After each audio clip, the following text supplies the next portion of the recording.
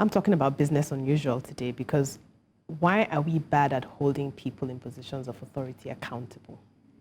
Across every sector, we're in abusive relationships where we have lost all sense of what is appropriate or even standard acceptable behavior.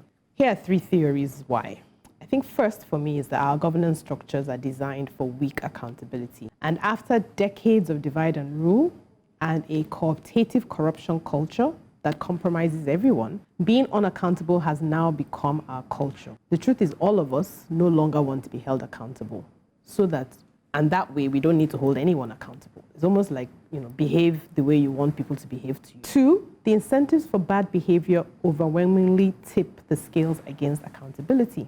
We are gaslighted into believing that being abusive, proper, fraudulent is the smart way to be. We applaud, calling it understanding the game, knowing how to win. And then 3rd, for those of us who are still struggling to hold power accountable, we're always negotiating from a position of weakness, battling extreme polarization and now poverty. This is why it is increasingly difficult to end bad governance, end SARS, occupy Nigeria. All of this has been happening for over a decade.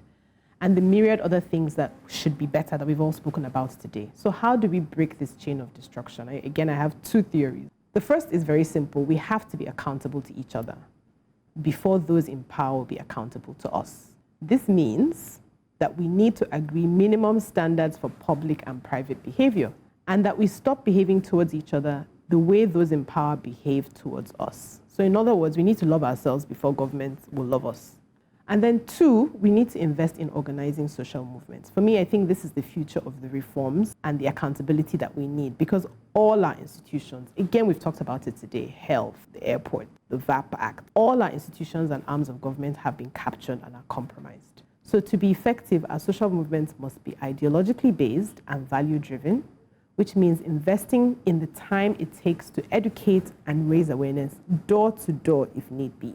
The days of rage that we have and are going to continue having have their value, but we need more than ousting presidents to build a better society, which you just talked about. You can have a new airport, but the people inside the airport are the same. We need system reforms. And it's only the demands of the people that are going to push those demands. So once we start modeling accountability towards each other, it will be a step towards building the collective power required to hold government accountable. That will be the beginning of the journey towards reforming Nigeria.